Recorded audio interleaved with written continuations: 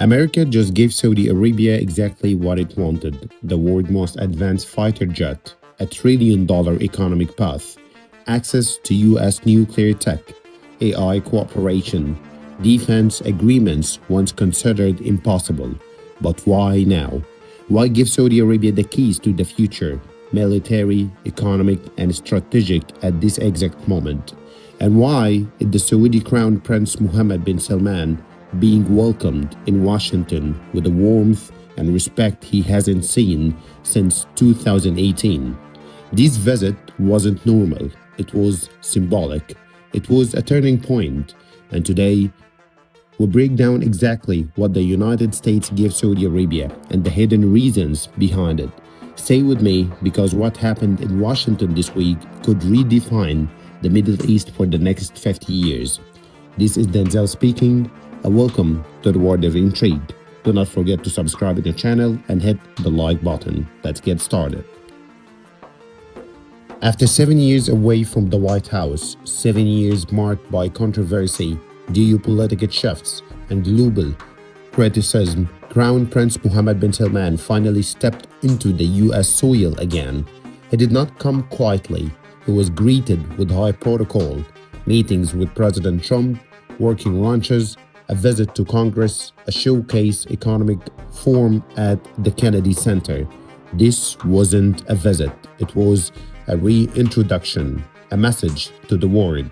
Saudi Arabia is back in Washington and it's here to negotiate big. But the real story begins behind the closed doors of those meetings because America did not just host MBS, it gave him almost everything he asked for. For years, Saudi Arabia asked for them.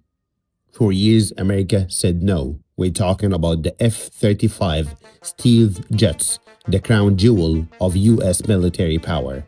The US has now agreed to sell Saudi Arabia F-35 stealth fighters, the most advanced jets in the world, a weapon that gives Saudi Arabia a new level of military dominance.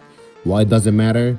Because the F-35 is not just an airplane, it's a message to Iran, a message to Israel, a message to the whole world. Saudi Arabia just leveled up.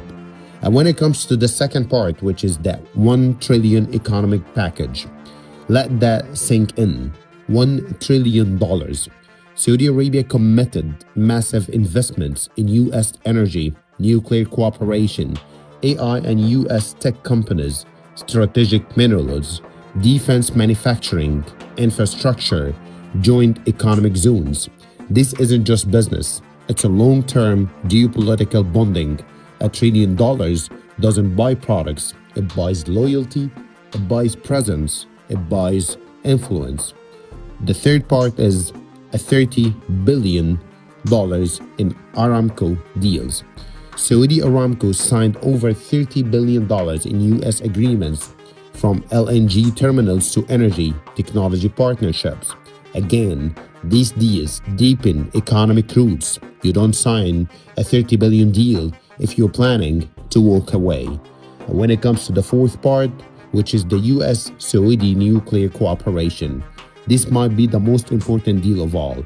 The US agreed to civilian nuclear cooperation, including reactors, fuel cycles, a long-term energy partnership for Saudi Arabia's Vision 2030 and now Vision 2040. This is critical. The kingdom wants to power its future with nuclear energy, not just oil, and the US just opened that door. And when it comes to the fifth part, which is the AI technology partnerships, Saudi Arabia wants to be a global AI hub. They want supercomputer capability, next-gen tech, data power. The US agreed access to American tech companies, partnerships with NVIDIA, joint labs, and innovation centers.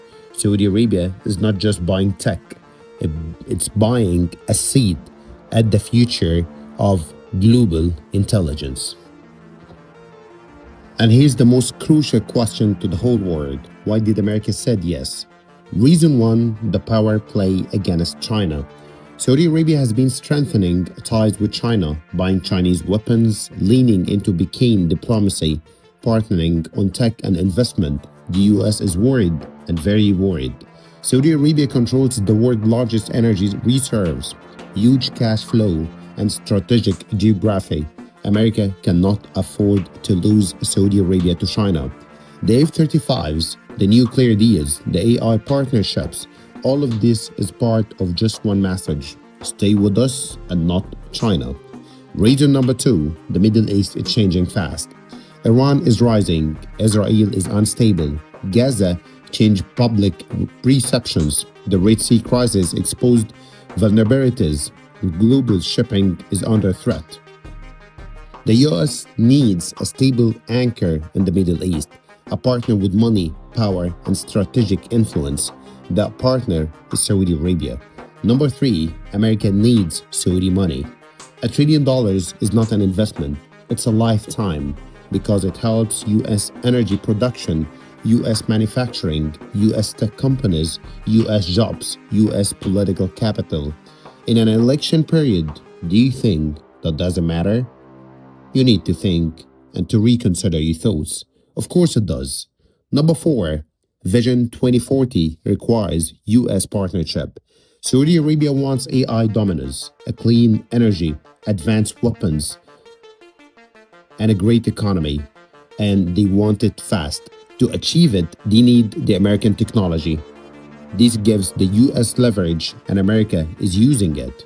Number five, redemption and realpolitik. Let's be honest, MBS is controversial. The Khashoggi case damaged relationships deeply. Public opinion still hasn't fully covered. But in geopolitics, morality collapses in front of national interest. The US did not forget what happened in 2018, but the US decided that Saudi influence is too important to ignore.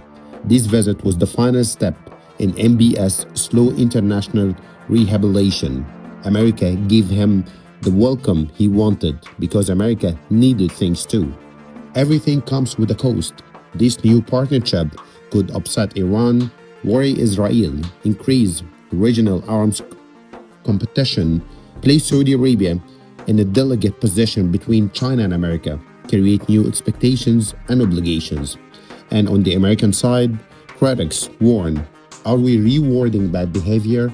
Are we putting too much trust in one man? What if Saudi Arabia becomes too powerful? But despite the risks, both countries still said yes. At the end, whether you accept what happened between Saudi Arabia and the US or not, America just gave Saudi Arabia what it wants: the jets, the tech, the nuclear agreements, the political recognition, the economic alliance. But the real question is, what will Saudi Arabia do with this power? How will it reshape the Middle East? And is the US-Saudi relationship entering a new era of partnership or a dangerous gamble? The world is watching, and the next chapter begins now. If you enjoyed this deep dive, make sure to comment below and answer the following question: did America make the right decision or a big mistake? I'm waiting for your comments.